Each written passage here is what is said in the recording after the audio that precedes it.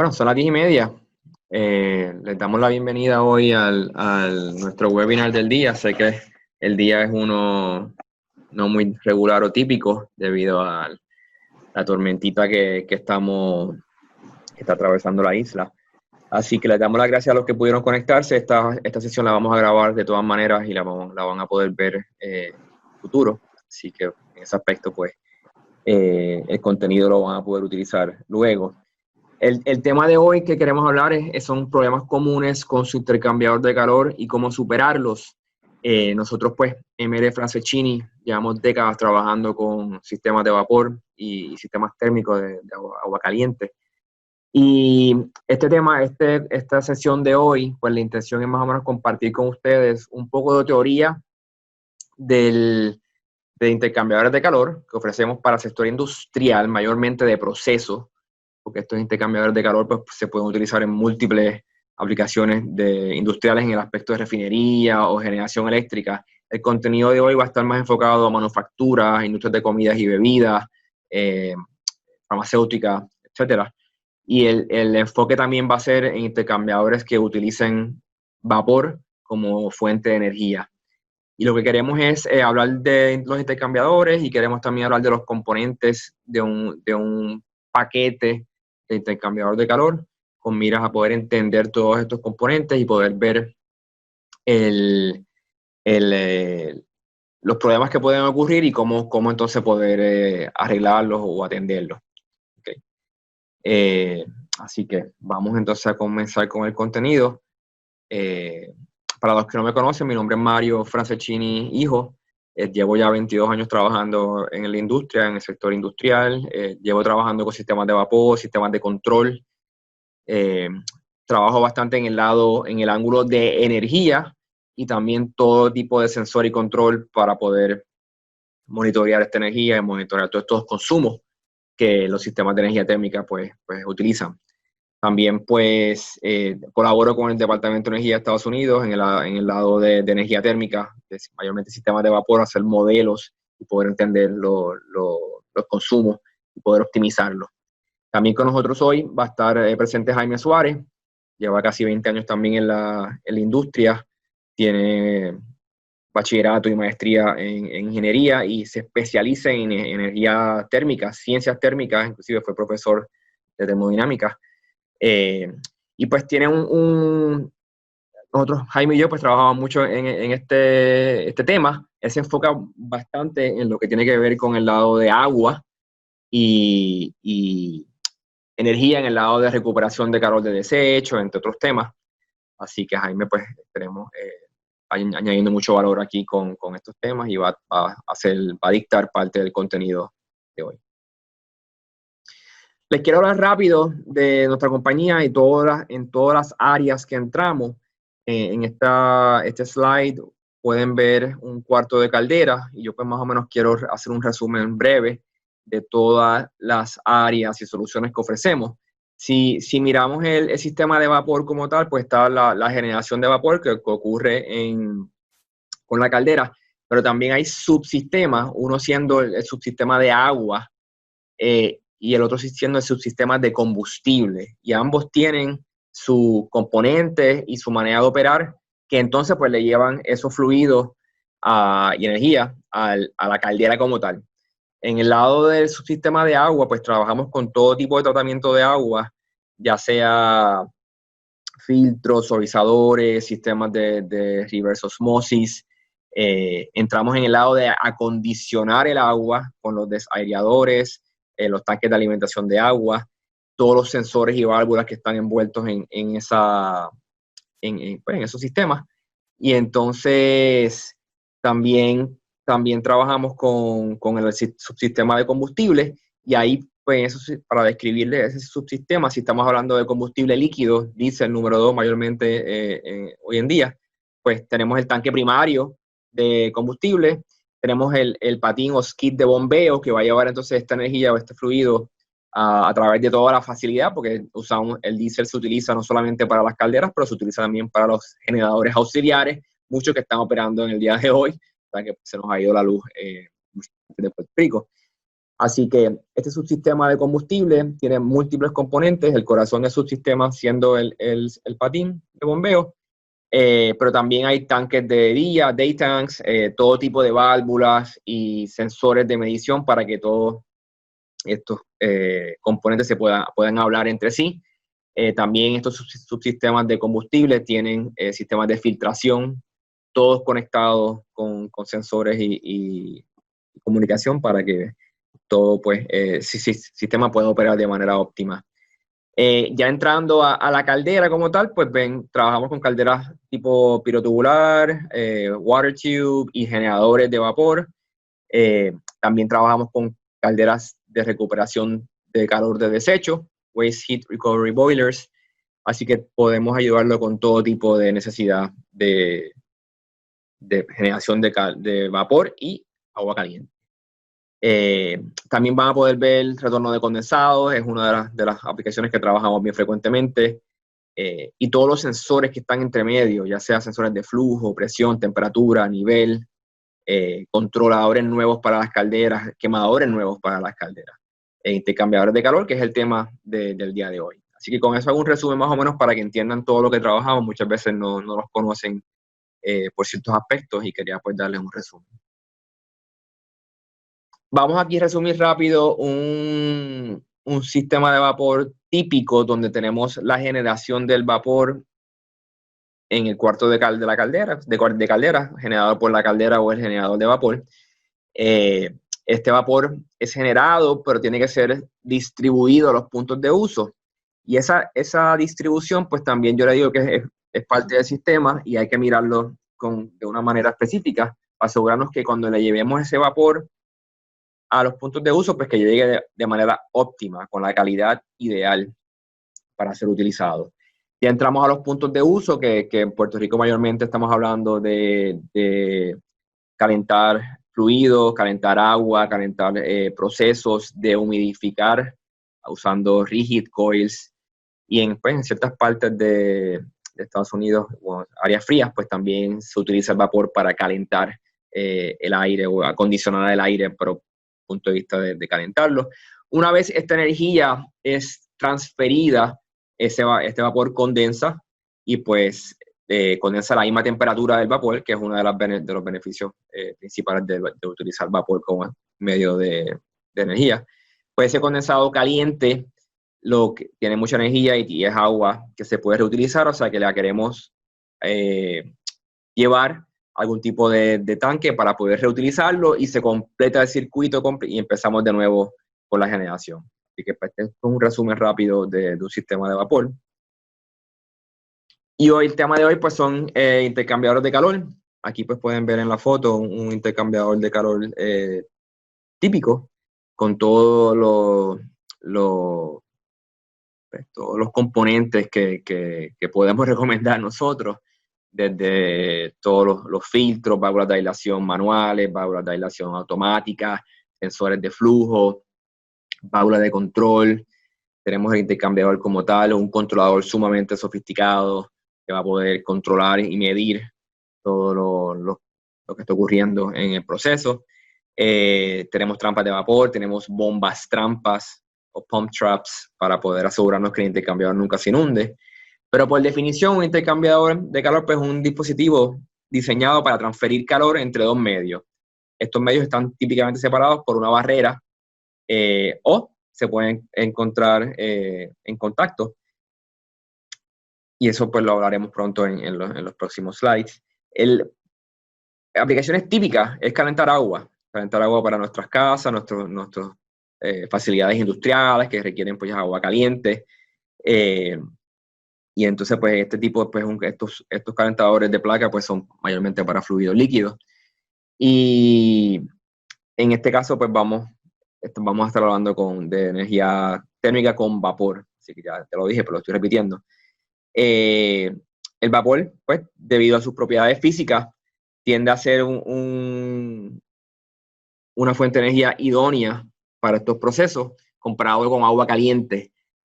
Cuando calentamos con vapor, pues este vapor condensa y condensa a la misma temperatura que fue entrado al intercambiador y por ende ese condensado lo podemos llevar a temperatura alta y reutilizarlo. También el vapor pues tiene muchos beneficios en el aspecto de poder llevarlo a los puntos de uso con tuberías más pequeñas que agua y no requiere tanto bombeo como requeriría agua caliente para calentar. Pero cada aplicación es única y hay ciertas aplicaciones donde agua caliente pues es lo que se tiene que utilizar estrictamente y pues utilizamos agua caliente para esos procesos. Vamos a hablar de los tipos de intercambiadores de calor. Aquí vemos un intercambiador de manera directa, donde se mezcla el vapor con agua fría, por decirle, y sale agua caliente. Esto pues se utiliza en ciertas áreas, mayormente para lavado, donde pues no nos preocupa mucho que el vapor industrial, con los químicos que tenga, pues se mezcle con el agua. Y pues entonces pues son intercambiadores no sofisticados, relativamente económicos, y si es para limpieza de áreas con agua caliente, pues satisface esas necesidades. Una aplicación común de estado directo es nuestra ducha cuando nos bañamos. En ese caso, pues nosotros, nuestra piel tiende a ser el sensor y nosotros vamos a modular la llave de la ducha hasta que lleguemos al punto, la temperatura que queramos, y ese el cerebro actúa como el controlador. Y pues es una aplicación directa, pero tiene un controlador. En ese caso, pues nosotros decidimos qué tan caliente queremos el agua de nuestra ducha. Aquí también vemos un ejemplo de un intercambiador indirecto. Y lo que ocurre entonces, pues ya hay una barrera física que separa entonces el medio caliente, que le llaman el lado primario, del lado secundario, que es el fluido que queremos calentar. ¿Okay? Así que en ese caso estamos hablando de conducción o convección, o una combinación de ambas que se utilizan para transferir el calor como tal. Y entonces en estos intercambiadores indirectos, los más comunes son los de tubo y carcasa, que le dicen en inglés shell and tube, o los de placas y marcos, que le dicen en inglés plate and frame. Aquí en Puerto Rico pues utilizamos muchos los términos en inglés, así que pues, los voy a seguir utilizando para asegurarnos que todos estemos hablando de lo mismo. Y pues vamos a entrar en detalle en cada uno de ellos, así que estos son diagramas para que puedan visualizar cómo es que se ven los componentes. En el caso de los shell and tubes, tubos y carcasa, tenemos el lado primario del vapor, que típicamente está en el lado de la carcasa, y tenemos el lado secundario, que vamos a asumir que es agua, pasa por el lado de los tubos. Esto es bastante común, este escenario, porque los tubos pueden ser de un material más amigable para el fluido de agua, por decirle, que puede ser cobre o acero inoxidable, donde la carcasa pues puede ser de otro material más económico, como acero, por decirle, y ahí pues tenemos el vapor entra a esa cavidad, condensa y entonces lo removemos. Esto pues es un ejemplo de un shell and tube. Hay otras aplicaciones ya más nicho, donde le llaman un reboiler, y es al revés. En esos casos, y tiene que ver por la velocidad y el flujo del fluido, pues ciertos casos donde el vapor entonces pasa por los tubos y el medio a ser calentado, que es el lado secundario, pasa por la carcasa. Son más aplicaciones más únicas, pero existen mayormente, muchas veces en destilerías y en refinerías. Esto es bastante común. Aquí pueden ver un ejemplo de intercambiadores de plate and frames, placas y marcos. Y aquí pues tenemos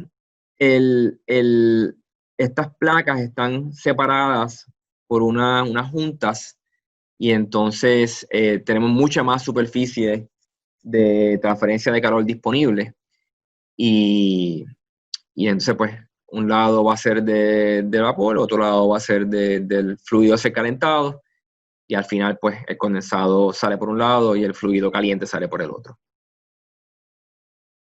Y vamos a hablar un poco, vamos a comparar estas dos tecnologías, porque son las más utilizadas en la industria, para poder tener una idea. Ambas tienen sus beneficios, bondades y limitaciones. En el caso de un shell and tube, son tecnologías que llevan muchas décadas en uso, tienden a ser más económicas que comparadas con un plate and frame. Los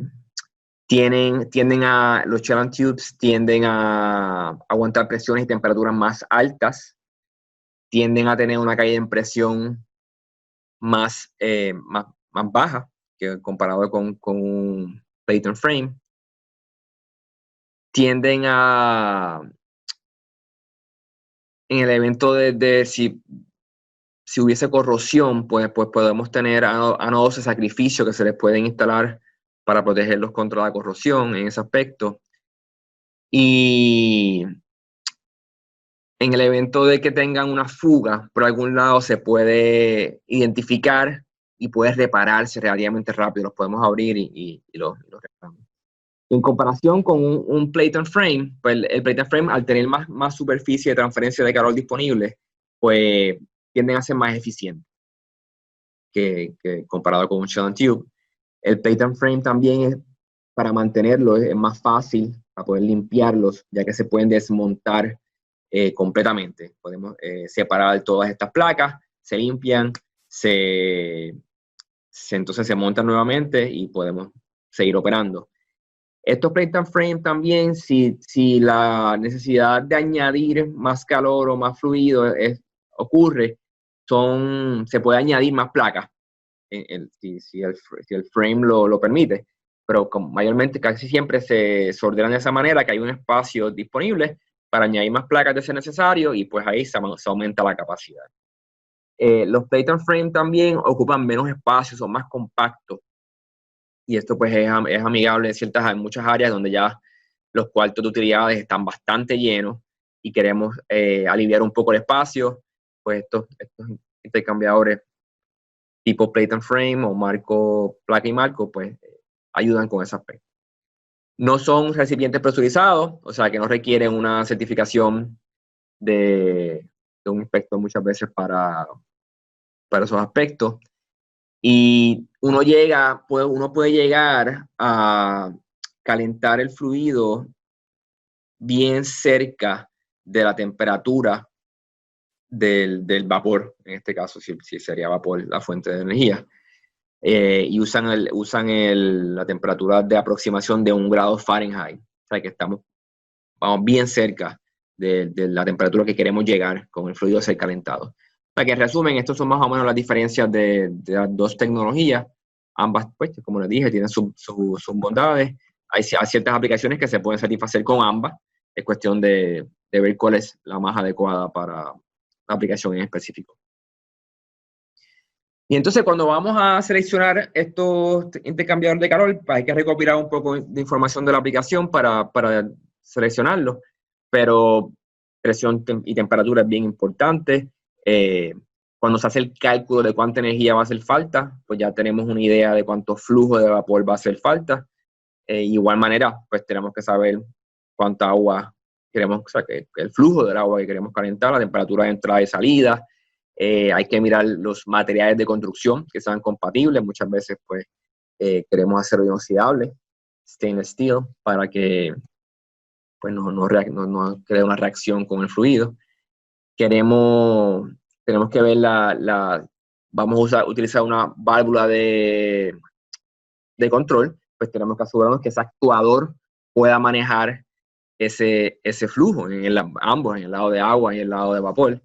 Ya cuando tenemos un actuador, pues tenemos que ver qué fuerza motriz va a usar ese actuador, por qué energía va a mover el actuador para que actúe la válvula o mueve la válvula, ya sea eléctrico, neumático o hidráulico. Todos esos actuadores pues existen hoy en día. Tenemos que ver el flujo ya sea de ambos, del lado de agua y del lado de vapor, que si es muy alto pues puede crear ruido. Tendremos que tomar medidas para bajar ese ruido. También en la presión del aire, si el actuador es neumático, tenemos que asegurarnos que tengamos aire, número uno, y que tengamos la presión adecuada para poder mover el actuador.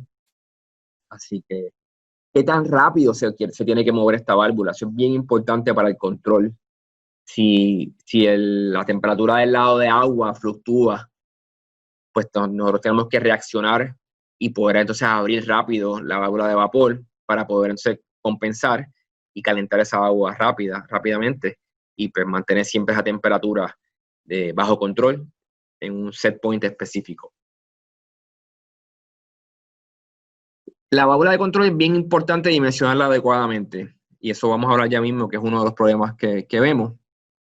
La válvula típica que se ve utilizada en estos intercambiadores, pues hablamos de globos de acción vertical, hablamos de globos rotativos, tenemos a veces mariposa en el lado de agua y vapor, y una tecnología recientemente nueva es bola segmentada, que es una válvula de bola que puede también controlar bastante bien.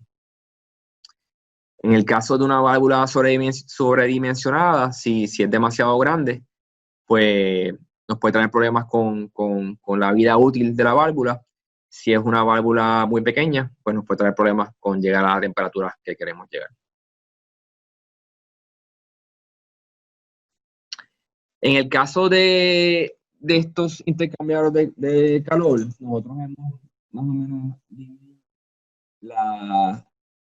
este proceso de calentar en 3 partes. Y si miramos el diagrama que tenemos aquí al frente, pues está el lado de suministrar vapor. Tenemos el lado donde ocurre el intercambio de calor y tenemos el lado o la etapa de remover el condensado. Y esto pues fue parte de un análisis que hicimos para poder entender dónde es que ocurren los problemas y poder entonces encasillarlos y atenderlos. ¿Okay? O sea que van a ver estas 3 etapas discutidas en los próximos slides.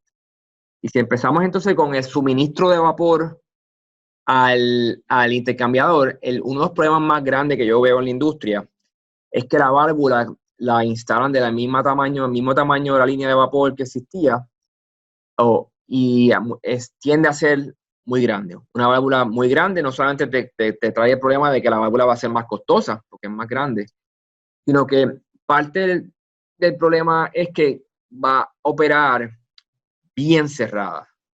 Y al cerrar esa válvula bastante, le sube la velocidad entre el tapón, que le dicen, el plug, y el asiento. Y entonces eso crea erosión, eventualmente, del asiento, y esa válvula va a estar abriendo y cerrando bastante, y no va a tener un buen control del proceso, porque eventualmente va a liquear, no va a poder cerrar completamente y nos va a traer problemas. En este caso, pues una válvula de globo bien dimensionada satisface la mayoría de las aplicaciones con las que nos encontramos en la industria, y este actuador pues tiende a ser neumático, aunque puede ser eléctrico también. Con un posicionador pues nos va a ayudar. O sea que ese es el primer problema que vemos, y la manera de atenderlo pues es dimensionarlo adecuadamente. ¿Y cómo lo dimensionamos adecuadamente? Mirando de verdad cuánto es los BTUs que hacen falta para el proceso. Si tenemos los galones por minuto del agua o el fluido a ser calentado, y tenemos entonces el diferencial en temperatura que tenemos, la temperatura entrando y saliendo, y sabemos la presión que queremos utilizar de vapor, pues ya podemos dimensionar la válvula con esos BTUs requeridos. Pues yo necesito saber cuánto vapor va a hacer falta para la encomienda de calentar. O sea que, y eso nosotros los podemos ayudar. Nosotros dimensionamos válvulas todos los días, y es algo que podemos hacer relativamente rápido para arreglar el intercambiador existente, o cuando se vaya a dimensionar un intercambiador nuevo, pues ya viene con una válvula dimensionada adecuadamente para que esto no ocurra. Es común, por ejemplo, para que tengan una idea, las válvulas de control típicamente operan entre 50 y 70% de la apertura máxima. Eso es un porcentaje bueno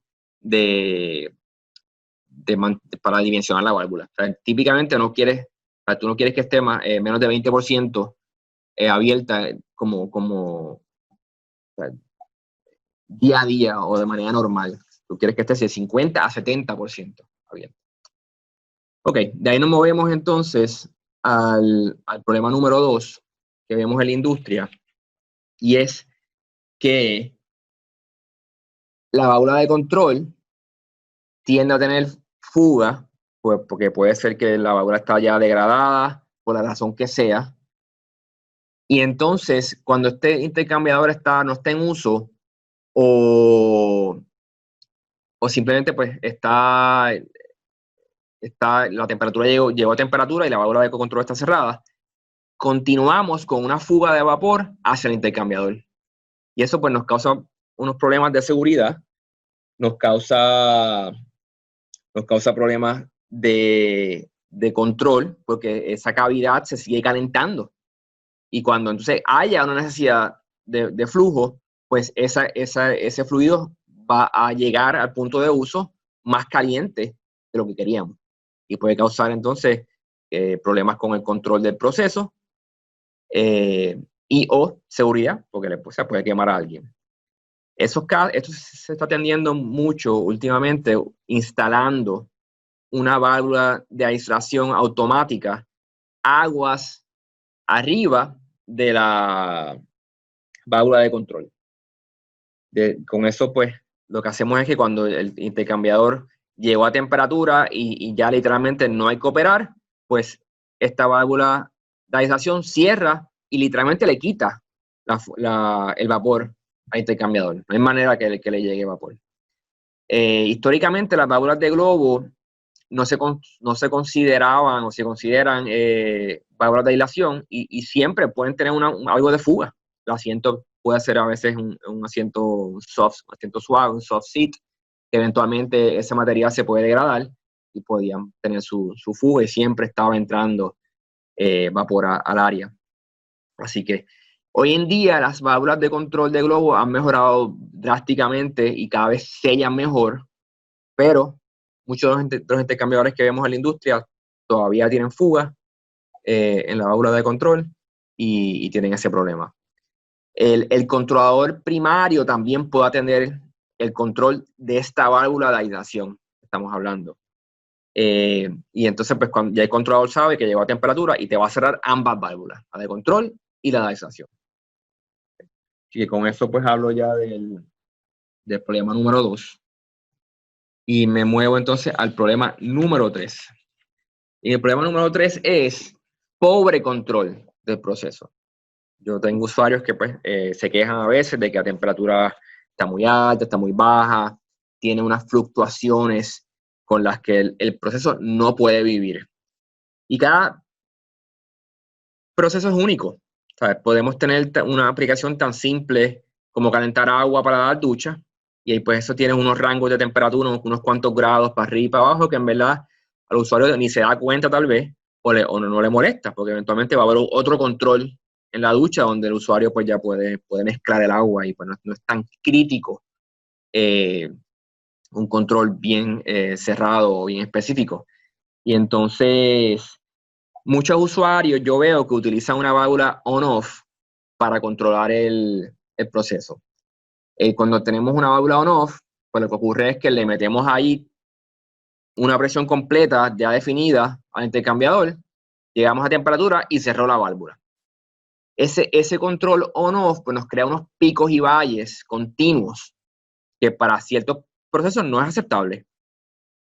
Y en esos casos, pues ya tenemos que movernos a una válvula de control que module. Y puede ser modulada por un piloto, como vemos en este slide actualmente, o eventualmente les enseño, o una válvula que es modulada por un controlador. Ambas pues van a modular el suministro de vapor en este intercambiador y se nos van al modular el suministro de vapor, por ende, estamos modulando el intercambio de calor y hasta que lleguemos a la temperatura adecuada y ya pues el fluido se ha calentado, pues va a mantener una temperatura más estable. Y eso en verdad es lo que estamos buscando con estos controladores. O sea que las válvulas de piloto, que históricamente se han utilizado por muchos años, son mecánicas, tienen que tener un costo más bajo. Ya pues los usuarios se están moviendo a tecnologías más modernas como válvulas de globo con un controlador, con un sensor ya de temperatura más exacto. Las válvulas de control tienen posicionador, que podemos saber exactamente dónde está, qué porcentaje de apertura tiene. Esto pues nos ayuda a veces a ver degradaciones en la válvula que podemos corregir. Nos ayuda también a establecer límites donde no queremos exceder un porcentaje de apertura.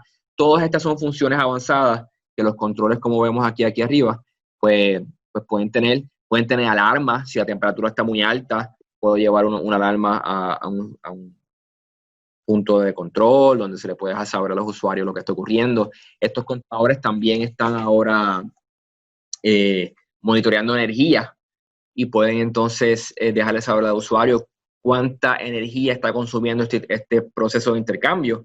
Y hay muchos usuarios ya que están segmentando las áreas. Ellos quieren saber cuánto me está costando correr este proceso. Y pues con estos controladores pues podemos calcular ese proceso o ese costo de esa área basado en la data que almacenan estos controladores electrónicos. Así que, de nuevo, estos procesos los podemos orientar y los podemos ayudar a dimensionar y seleccionar los equipos que hagan falta. Así que ese es el problema número 3 que vemos en la industria.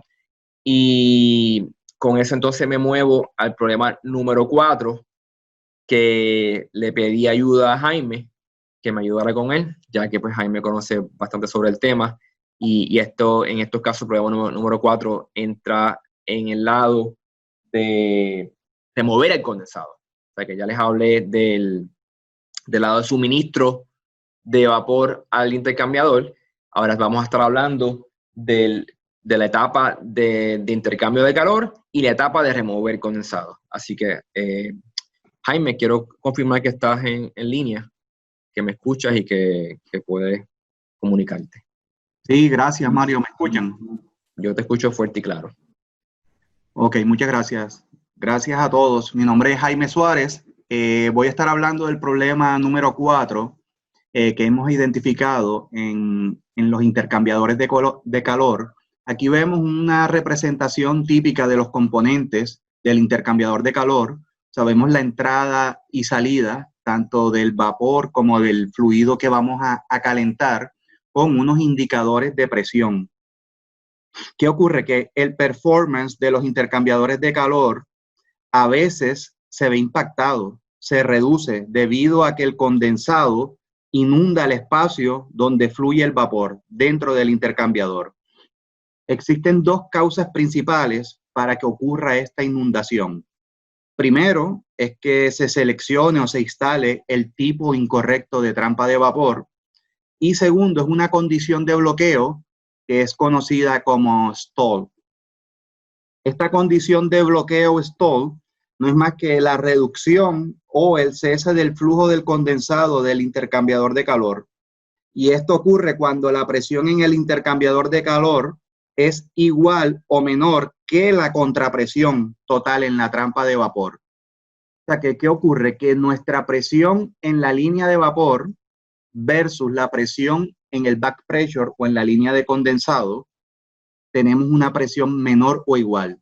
Entonces se va acumulando este condensado dentro de nuestro intercambiador, lo cual interfiere con el performance que deseamos. Esta presión menor a la esperada en un intercambiador puede tener varias causas. Entre ellas, por ejemplo, que la temperatura de entrada del fluido secundario al que vamos a calentar aumenta como resultado de una caída en la carga. O sea, que esta temperatura del fluido que vamos a calentar aumenta. O sea, que la necesidad de transferirle calor disminuye y por lo tanto la presión en nuestra línea de vapor va a disminuir. Otra causa puede ser también que el flujo en este fluido secundario que vamos a calentar también tiene una disminución por la misma razón, por una caída en la carga de calor.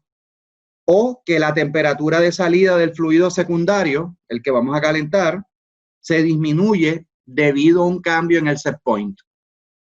Todas estas causas nos van a llevar a tener una presión menor y que se dé la condición que conocemos como stall. ¿Qué ocurre? Que a medida que la válvula de control reduce la presión para cumplir con una demanda de calor menor o descendente, esta falta de presión diferencial a través de la trampa de vapor hace que el condensado se acumule en el lado de vapor, como vemos aquí en la figura.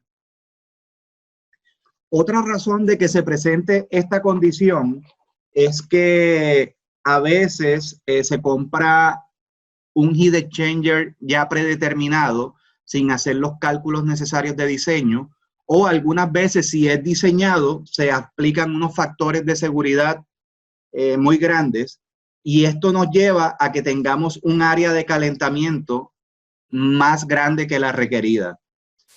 Pues este efecto en la capacidad de transferencia de calor del intercambiador por encima de lo requerido nos va a llevar a que operemos a una presión menor y se va a presentar el mismo problema de estancamiento o stall.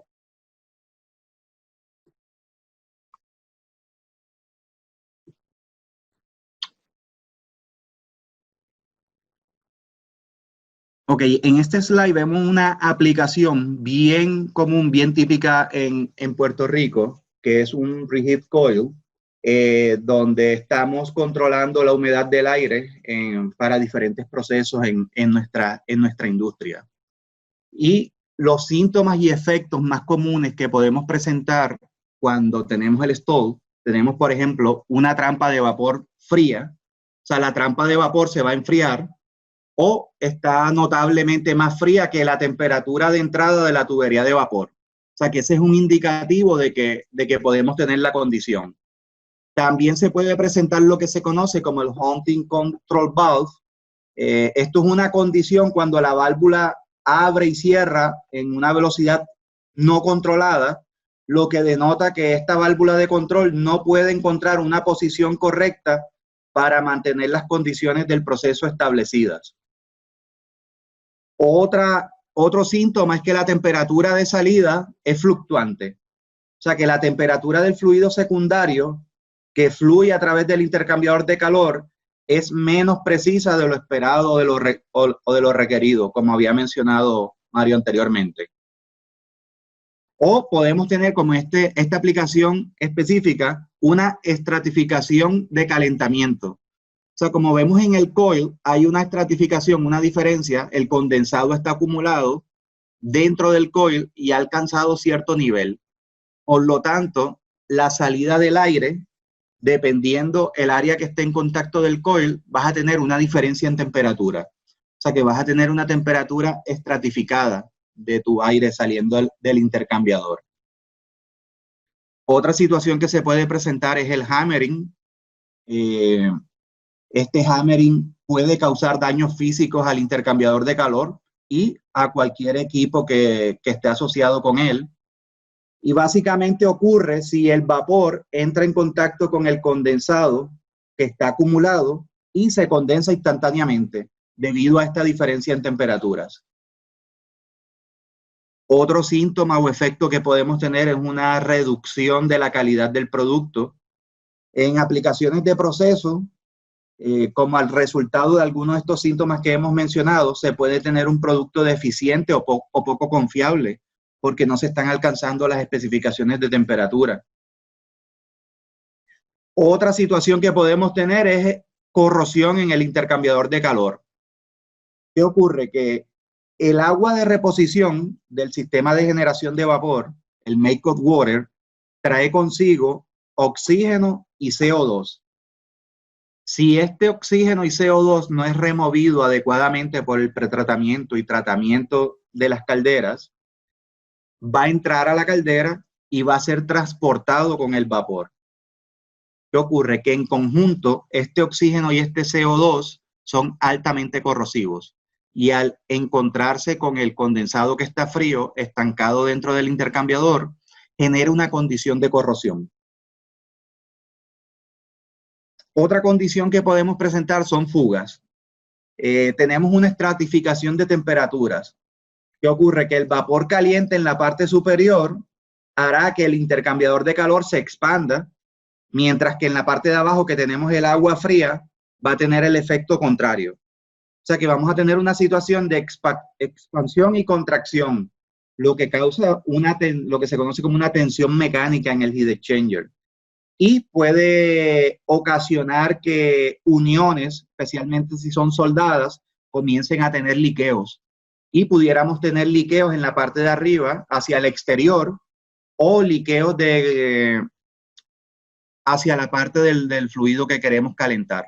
Con lo cual vamos a tener situaciones de safety si vamos a estar liberando vapor al exterior y situaciones de control del producto o del fluido que estamos calentando.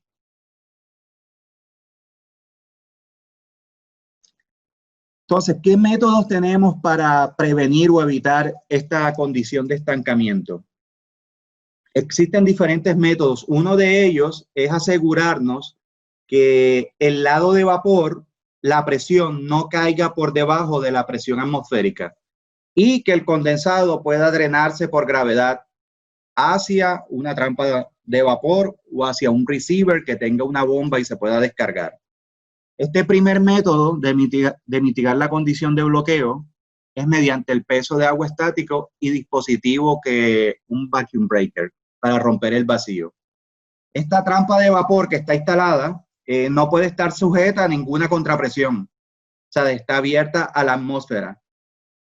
¿Qué ocurre? Que al estar abierto a la atmósfera, si no tienes un receiver, pues es una condición de desperdicio de energía porque ese condensado no lo estarías recuperando. Y también tenemos una condición de instalar un vacuum breaker en la entrada de vapor después de la válvula de control, como vemos en la aplicación.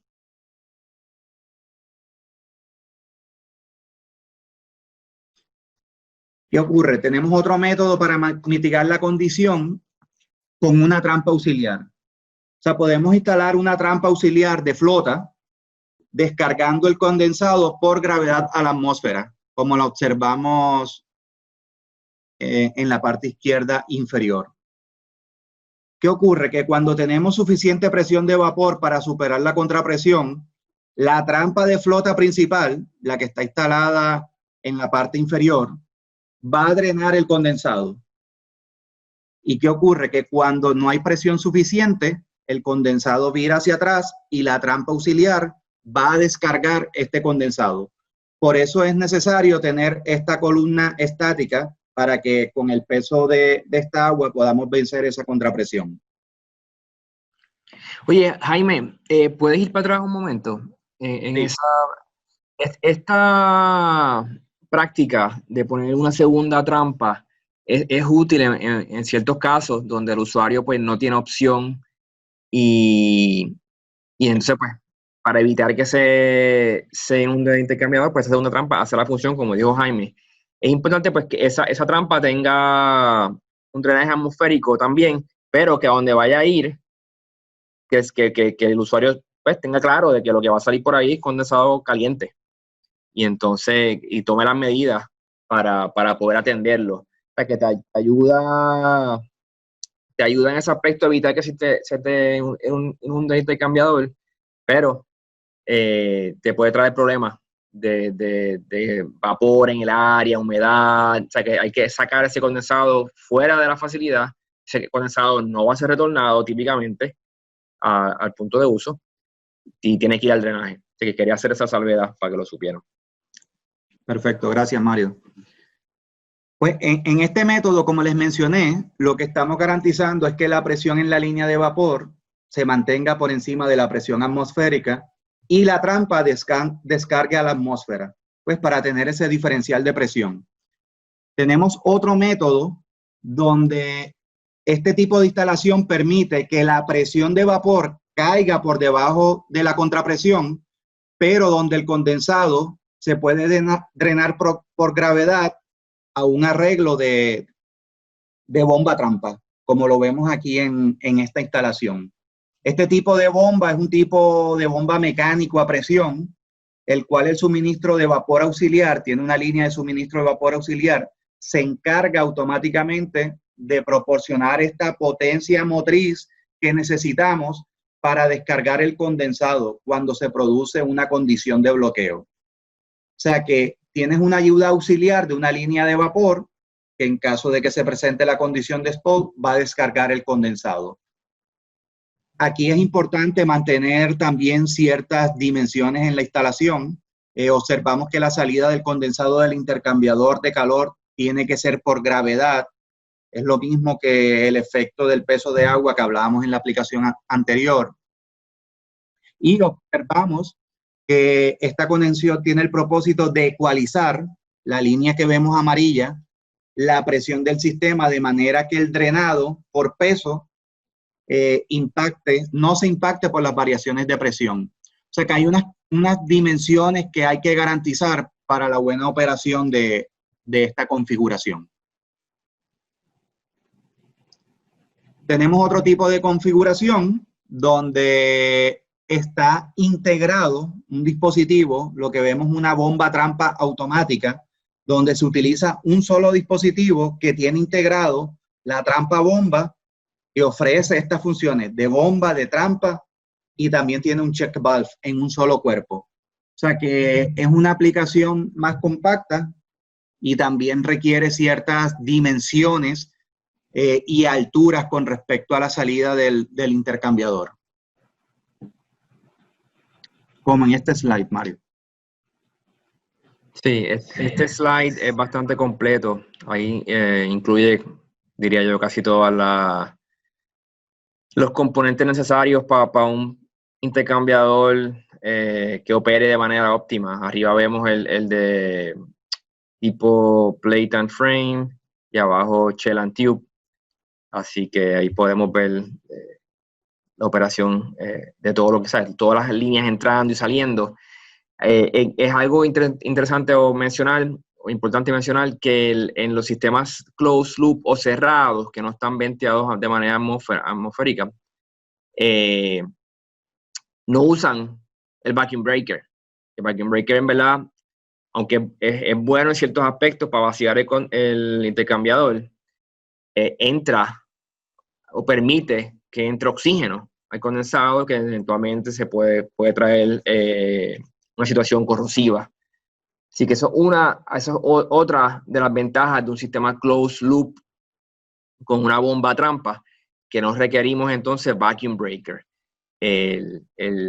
También pues la bomba trampa no requiere una ventosa, así que pues no tenemos que estar con un vent hacia afuera por el techo, que pues también es otro beneficio.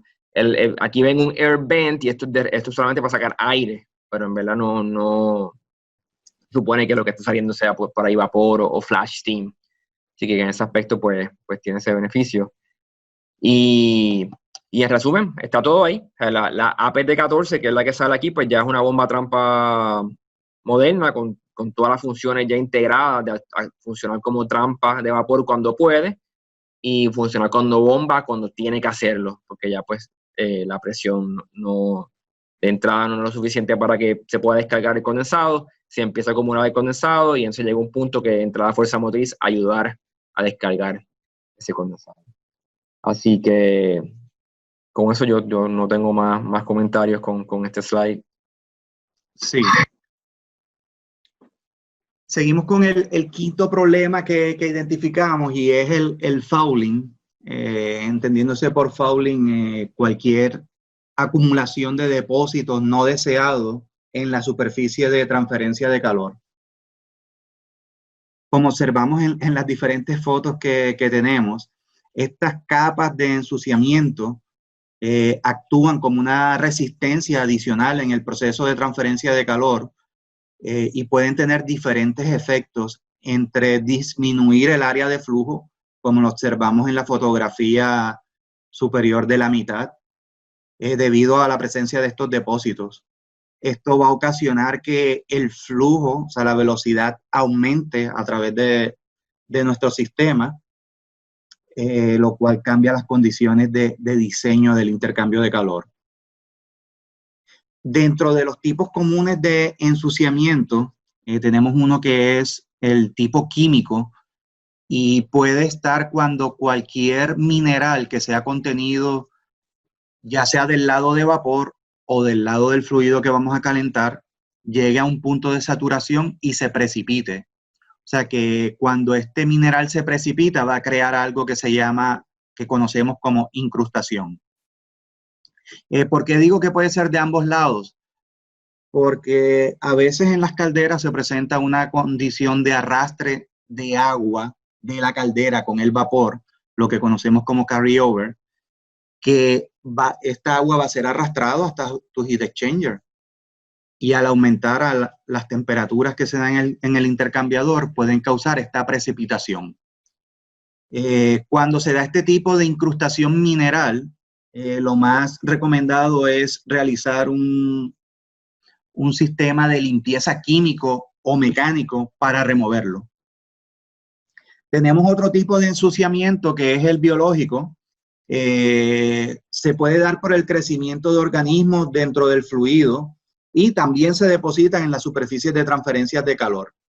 Se sorprenderían ver la conductividad térmica de una aislación por microbiología versus una aislación por un componente mineral. O sea, muchas veces los componentes biológicos de microbiología aíslan más, o sea, que inhiben el proceso de transferencia de calor aún más.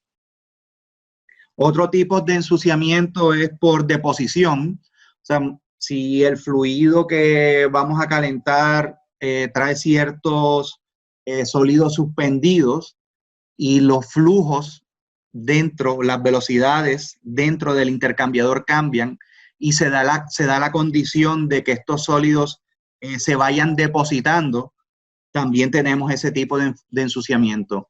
Esta es una condición que normalmente se puede controlar a la hora de diseñar o seleccionar el intercambiador para garantizar que se opere con las velocidades adecuadas y evitar estos depósitos. Otro tipo de fouling que podemos tener es los productos de la corrosión, como ya describimos. O sea, si se da una condición corrosiva que se vayan desprendiendo estos componentes de la corrosión o si son arrastrados con el fluido que se va a calentar o del lado del vapor, pues se van a ir acumulando. Y normalmente también son altamente aislantes este tipo de depósitos. O sea que van a inhibir la transferencia de calor, lo que hacen el proceso ineficiente.